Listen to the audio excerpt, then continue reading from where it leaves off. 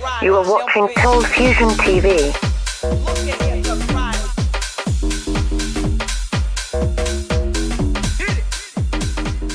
Hi, welcome to another Cold Fusion video. Our sun is amazing when you think about it. Light from the sun travels millions of miles across space through our atmosphere and to us, providing warmth, visual light, and vital energy for plants on this earth. Imagine if we could utilize this energy from the sun in a meaningful, significant way. This is what solar power aims to do. We've been previously taken for a ride by bogus concepts like solar roadways. But what is the truth about solar? Can it really change the world? In this video, we'll take a look at the current state of solar power. It actually seems like a solar movement is beginning. Let's get straight into it. Firstly, let's see what we're working with. What is the raw input energy from the sun absorbed by the Earth? The total energy absorbed by the Earth's atmosphere, land and sea is around 3.85 yotajoules per year. That sounds like gibberish, right? So how much energy is that really? Well, just 1 hour of this energy exposure is more energy than the entire world consumes in 1 year.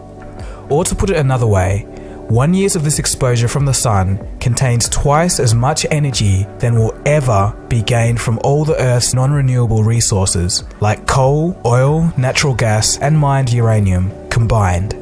So that's a lot of energy, but obviously we can only use a fraction of it.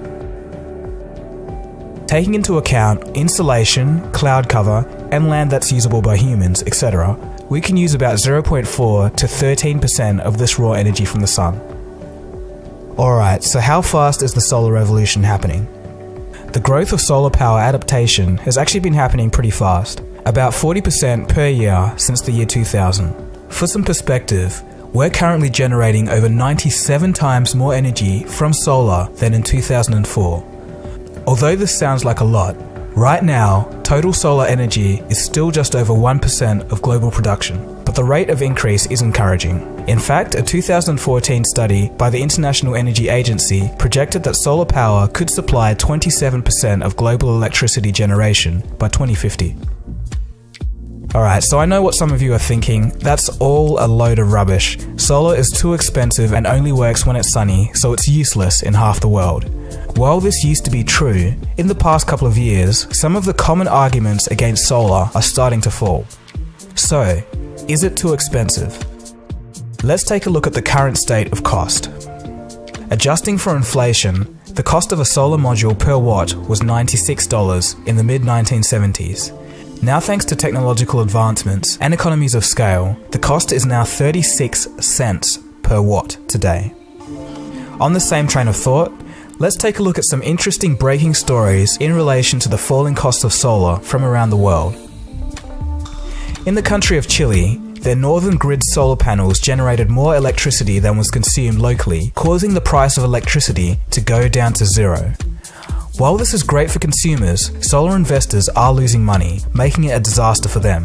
The problem was caused by too many solar developers being in the same place with no means of transmitting excess electricity to another grid.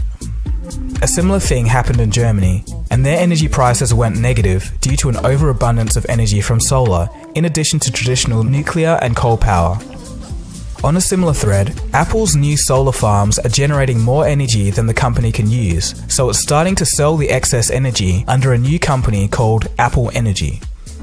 Still on the topic of falling costs, Bloomberg has issued a report stating that the prices of solar could soon rival traditional coal.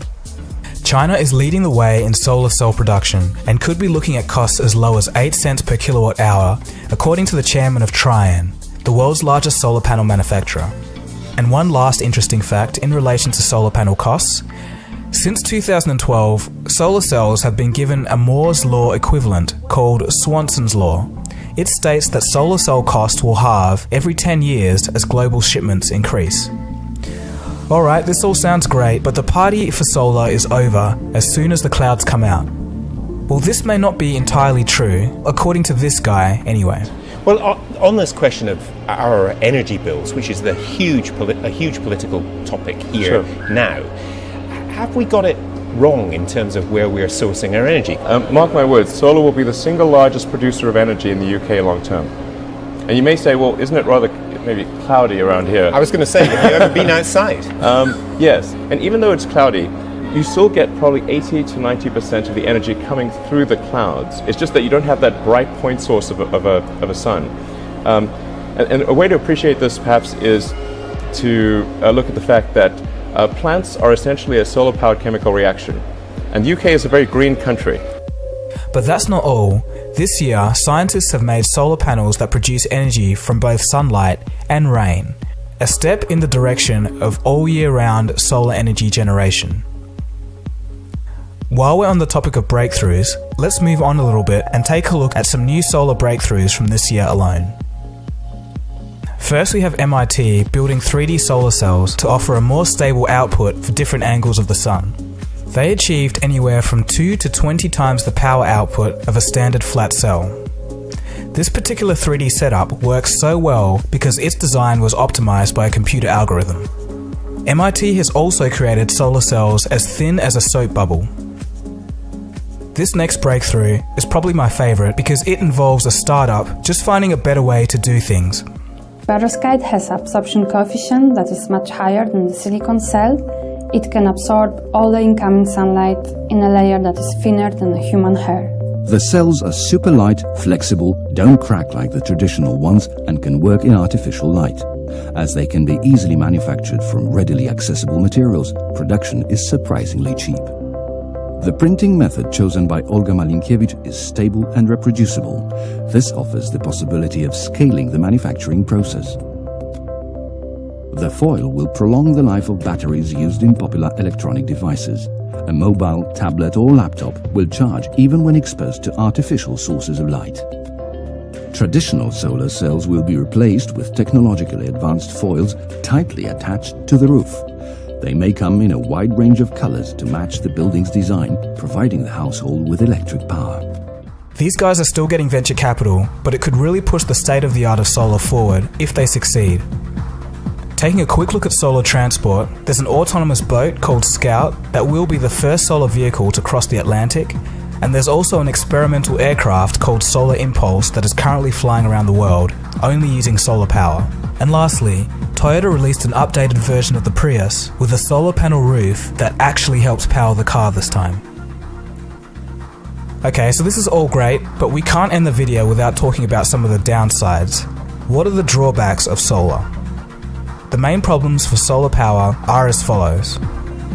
Naturally, on any particular day, energy demand fluctuates. One of the problems with solar is that it's not easy to adjust the output to match these fluctuations. For example, peak demand happens at night in a household, and this is the opposite time to when there's peak energy input from the sun. Battery systems like Tesla's Powerwall that store the energy and release it at a later time can help, and in fact what few people notice is that batteries like this are now much safer, better for the environment, and cheaper thanks to the rise of electric vehicles. Despite this, more time is still needed till production is large enough to make this kind of energy storage technology ubiquitous. The second problem with solar is that the best panels are currently about 30 to 35% efficient. Even though traditional coal is less than 50% efficient, there is still a way to go in solar efficiency, but this should surely improve as the technology comes along in coming years.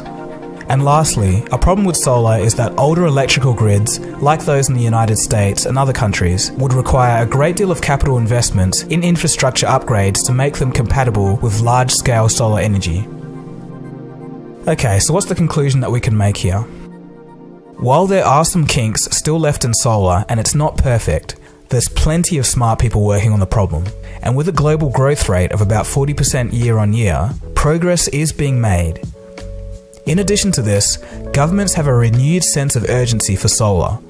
Germany wants to be 35% solar powered by 2020, China wants to be 20% by 2030, and the city of Sydney in Australia wants to be 100% solar powered by 2030. And this isn't to mention Dubai's plans to build the biggest and cheapest solar tower in the world.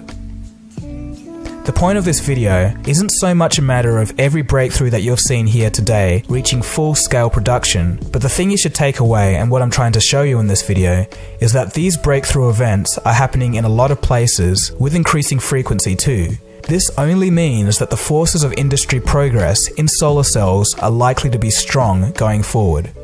And this is exciting. And just to finish off, I think there's something intrinsically charming about solar. That idea of gaining usable energy from the sun for free. Anyway, thanks for watching guys, I hope you learned a thing or two. Feel free to give this video a thumbs up if you liked it, and subscribe if you're new to the channel. This has been Debunking, you've been watching Cold Fusion. Cheers guys, and I'll catch you again soon for the next video. Have a good one.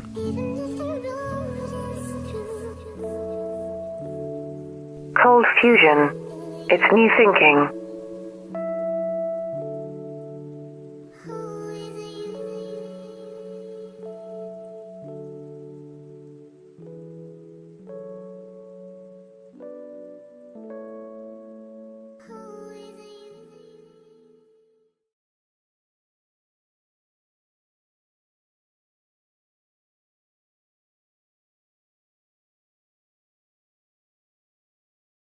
Or to put it another way, 1 year of this exposure from the sun contains twice as much energy than will ever be gained from all the Earth's non-renewable resources, like coal, oil, natural gas, and mined uranium combined. So that's a lot of energy, but obviously we can only use a fraction of it. You are watching Cold Fusion TV.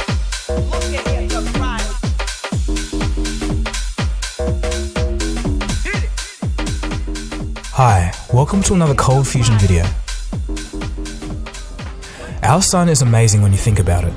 Light from the sun travels millions of miles across space.